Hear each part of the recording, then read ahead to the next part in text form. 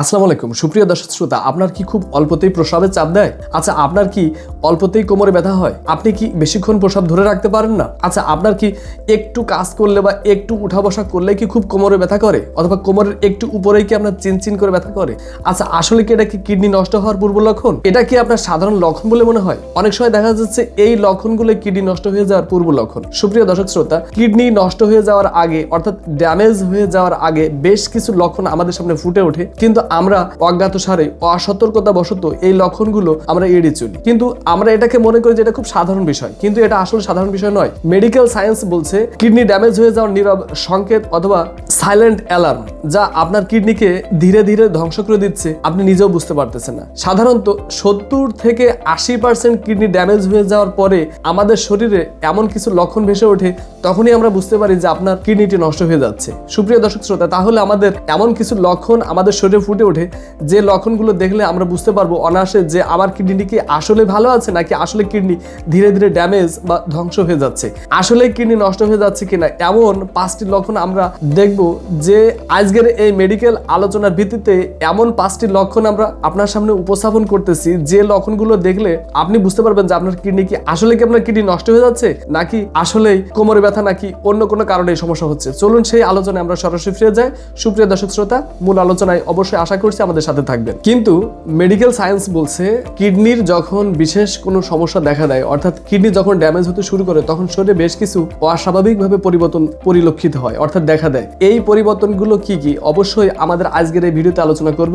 সুপ্রিয় দর্শক শ্রোতা, সেই 5টি প্রধান লক্ষণ, যে 5টি লক্ষণ আপনি দেখলে অবশ্যই আপনার শরীরে আপনি নিশ্চিত হতে পারবেন যে আপনার কিডনি অবশ্যই আস্তে আস্তে ধীরে ধীরে তার কার্যক্ষমতা হারিয়ে ফেলছে। পয়েন্ট নাম্বার 1, প্রস্রাবের ধরনের পরিবর্তন আসা। সুপ্রিয় দর্শক শ্রোতা, কিডনি ড্যামেজের প্রধান লক্ষণ হচ্ছে আপনার প্রস্রাবের ধরনের পরিবর্তন আসা। অর্থাৎ আপনার যদি আগে রাত্রে যতটুকু পরিমাণে প্রস্রাব হতো, এখন যদি তার থেকে অতি বেশি মাত্রায় আপনার প্রস্রাবের চাপ দেয় এবং বারবার আপনার আগের থেকে বেশি প্রস্রাব ওঠা লাগে এবং আপনাকে বারবার প্রস্রাব করতে যাওয়া লাগে, তাহলে আপনি বুঝবেন যে আপনার কিডনিতে হয়তো কোনো অসুবিধা হতেও পারে। এবং সুপ্রিয় দর্শক শ্রোতা, এটি কিন্তু রেড ফ্ল্যাগ অর্থাৎ বিপদ সংকেতের একটি প্রধান সিমটম। সুপ্রিয় দর্শক শ্রোতা, আমাদের কিডনির ভিতরে থাকা ছাকনিগুলোকে বলা হয় নেফ্রন। এই নেফ্রনগুলো যদি ড্যামেজ হতে থাকে, তাহলে অবশ্যই আপনার কিডনি দুর্বল হয়ে যায়। অর্থাৎ কিডনি এই নেফ্রনগুলো যদি দুর্বল হয়ে যায়, অর্থাৎ কিডনি যদি ড্যামেজ হতে শুরু করে, অর্থাৎ এক্ষেত্রে কিডনি তার প্রস্রাবের ধারণ ক্ষমতা হারিয়ে ফেলে এবং বারবার প্রস্রাবে বেগ পায় এবং আমরা বারবারই ক্রমাগতভাবে বাথরুমে যেতে থাকি। একটু পানি খেলেই প্রস্রাবের চাপ দেয়। এর সাথে রয়েছে আরেকটি মারাত্মক লক্ষণ, যেটা দেখলে আপনি বুঝতে পারবেন যে আপনার হয়তোবা কিডনিতে অবশ্যই সমস্যা দেখা দিচ্ছে। সেটাও কিন্তু রেড লাইট সিমটম। সেটা কি? আপনার ফেনাযুক্ত প্রস্রাব অর্থাৎ ফোমিং ইউরিন। আপনার কিডনির ভিতরে থাকা যে নেফ্রনগুলো রয়েছে, প্রস্রাবের পর যদি দেখেন যে আপনার কমোডে বা আপনার বাথরুমের প্যানের ভিতরে প্রচুর পরিমাণে ফেনা জমে আছে, অর্থাৎ ফেনাযুক্ত প্রস্রাব হয়, সেক্ষেত্রে আপনি অবশ্যই বুঝবেন যে আপনার কিডনির ছাঁকনি লিক হয়ে আপনার প্রস্রাবের মাধ্যমে প্রচুর পরিমাণে প্রোটিন অর্থাৎ আপনার অ্যালবুমিন প্রস্রাবের সাথে বেরিয়ে যাচ্ছে, যা আপনার কিডনির দুর্বলতাকে নির্দেশ করছে। সুপ্রিয় দর্শক শ্রোতা, তারপরে আসুন আমাদের এই কিডনি সমস্যার অর্থাৎ কিডনি ড্যামেজের দ্বিতীয় লক্ষণটি আমরা জেনে নিই। পয়েন্ট নাম্বার 2, কোমরের পিছনের দিকে নির্দিষ্ট স্থানে ব্যথা, ফ্ল্যাঙ্ক পেইন। সাধারণত কিডনির ব্যথা এবং কোমরের ব্যথা, এই দুটো ব্যথার মাঝে বেশ কিছুটা পার্থক্য রয়েছে। সাধারণত কিডনির অবস্থান আমাদের পিঠের ঠিক নিচের অংশে, অর্থাৎ আমাদের পা জোড়ের একটু নিচে। সুপ্রিয় দর্শক শ্রোতা, যদি এই অংশে ভারী ব্যথা এবং একটানা ব্যথা হতে থাকে, তাহলে সেটা অনেক সময় সামনের দিকে ছড়িয়ে পড়ে, অর্থাৎ নিচের ব্যথা তলপেটের দিকে এবং আমাদের কুকসির দিকে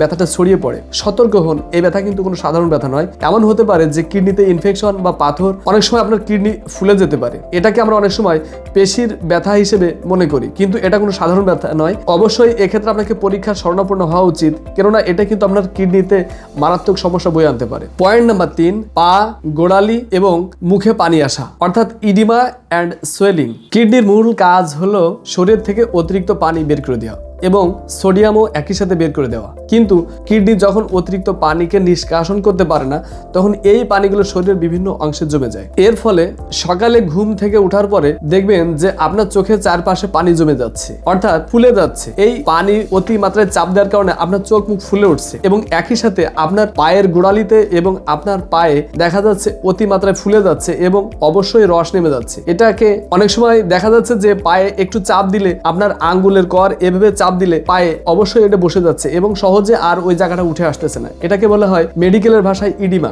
এভাবেও আপনি বুঝতে পারেন যে আপনার কিডনি তার কার্যক্ষমতা হারিয়ে দিনে দিনে আস্তে আস্তে করেই তার নেফ্রনগুলো নষ্ট হয়ে অবশ্যই ধ্বংসের দিকে চলে যাচ্ছে এবং আপনিও বিপদের দিকে এগাচ্ছেন। পয়েন্ট নাম্বার 4, প্রচন্ড ক্লান্তি এবং রক্তশূন্যতা, ফ্যাটিগ অ্যান্ড অ্যানিমিয়া। কিডনি শুধু রক্তই পরিষ্কার করে না, এটি ইরিথ্রোপয়েটিন নামের একটি গুরুত্বপূর্ণ হরমোনকে অবশ্যই তৈরি করে। এই হরমোন আমাদের বোন মেরুকে নির্দেশ দেয় আমাদের শরীরের লাল রক্তকণিকাকে তৈরি করার জন্য। কিডনি নষ্ট হতে শুরু করলে এই হরমোন তৈরি কমে যায়, ফলে শরীরের মারাত্মক রক্তশূন্যতা বা অ্যানিমিয়া দেখা দেয়। এর ফলে শরীরে পর্যাপ্ত পরিমাণে অক্সিজেন সাপ্লাই না হওয়ার কারণে এবং ব্রেনে যথার্থভাবে অক্সিজেন সাপ্লাই না হওয়ার কারণে রোগী সারাক্ষণ অত্যন্ত ক্লান্তি, দুর্বলতা এবং নার্ভাস সিস্টেম এতটাই বেশি দুর্বল হয়ে পড়ে যে রোগী কখনোই ক্লান্তি ছাড়া স্বস্তি পায় না এবং একটু হাঁটা চলাফেরা করলেই অত্যন্ত হাঁপিয়ে ওঠে এবং সারাক্ষণ ঝিমঝিম ভাব কাজ করে এবং মনে হয় যে সারাক্ষণ শুয়ে থাকি, একটুও কাজের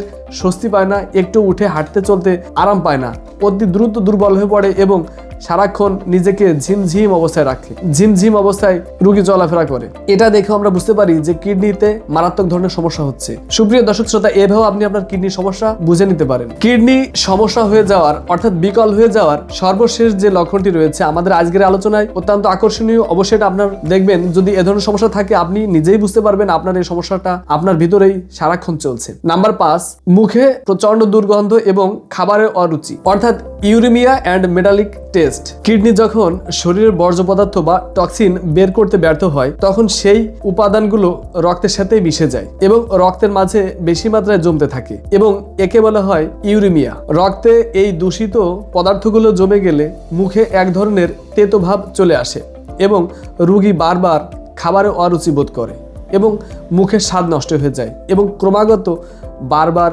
বমি বমি ভাব চলে আসে এবং মুখে একটি মেটালিক টেস্ট চলে আসে অর্থাৎ খাবারে যেন প্রকৃত স্বাদ নেই এবং অরুচি বারবার তাকে তাড়না করে এবং কিছু সময় পর পর তার বমিতে ধাক্কা দেয় এবং কোনোভাবেই রোগী স্বস্তি পায় না। অনেকের মুখে অ্যানিমিয়ার মতন তীব্র গন্ধ চলে আসে।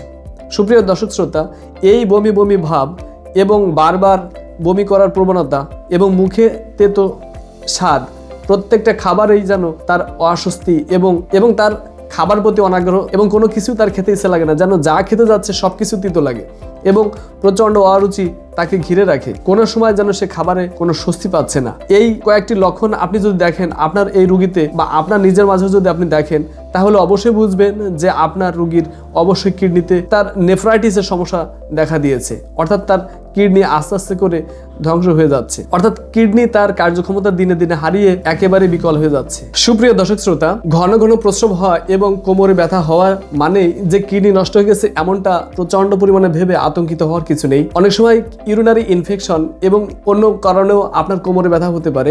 এটাকে ফাইন্ড আউট করার জন্য অর্থাৎ চিহ্নিত করার জন্য আপনাকে একজন মানসম্মত রেজিস্টার্ড ডাক্তার সর্বপন্ন হওয়া উচিত। এছাড়াও যদি দেখেন যে দীর্ঘদিন ধরে আপনার কোমরে তীব্র ব্যথা চলতেছে এবং একই সাথে আপনার প্রচন্ড ক্লান্তি এবং আপনার হাত পায়ে এবং আপনার মুখে রস নেমে যাচ্ছে এবং আপনার পা ফোলা ফোলা থাকছে এবং দীর্ঘক্ষণ আপনাকে ক্লান্তি করে নিয়ে আসতেছে এবং আপনি কোনো কাজে স্বস্তি পাচ্ছেন না, এছাড়াও আপনার প্রচুর পরিমাণে ক্ষুধা কমে যাচ্ছে এবং আপনি যে খাবারটা খেতে যাচ্ছেন যদি আপনার ক্লান্তি বোধ হয়, যে খাবারটি খেতে যাচ্ছেন যদি আপনার সেই খাবার তেতো লাগে এবং বারবার আপনার বমি আসে, তাহলে আপনি কোনোভাবেই আর দেরি না করে আপনি একজন ভালো মানসম্মত রেজিস্টার্ড হোমিওপ্যাথিক ডক্টরের শরণাপন্ন হতে পারেন অথবা একজন নেফ্রোলজিস্টের সাথে পরামর্শ করতে পারেন।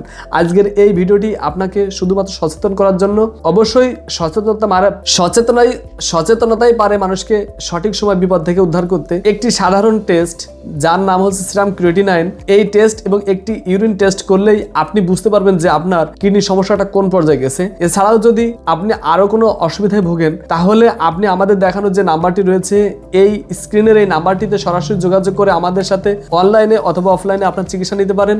এছাড়াও আজকের এই আলোচনাটি আপনি সতর্কতামূলক আপনার নিকটস্থ রিলেটিভের মাঝে ছড়িয়ে দিতে পারেন, এছাড়াও আপনি ছড়িয়ে দিতে পারেন আপনার প্রিয়জনদের মাঝে। সুপ্রিয় দর্শক শ্রোতা, আপনি অনলাইনে অফলাইনে আমাদের চিকিৎসা নেওয়ার জন্য আমাদের নাম্বারে কল করে আমাদের এই ধরনের সমস্যা থেকে স্থায়ী মুক্তি পেতে পারেন এবং স্বাস্থ্য বিষয়ক এমন মেডিকেল বিষয়ক টিপস পেতে আমাদের চ্যানেলটি সাবস্ক্রাইব করুন এবং লাইক দিয়ে কমেন্টস করে আমাদের সাথে থাকুন। সুপ্রিয় দর্শক শ্রোতা, দেখা হবে পরবর্তী কোনো ভিডিওতে। সে পর্যন্ত ভালো থাকুন। আসসালামু আলাইকুম রহমতুল্লাহ।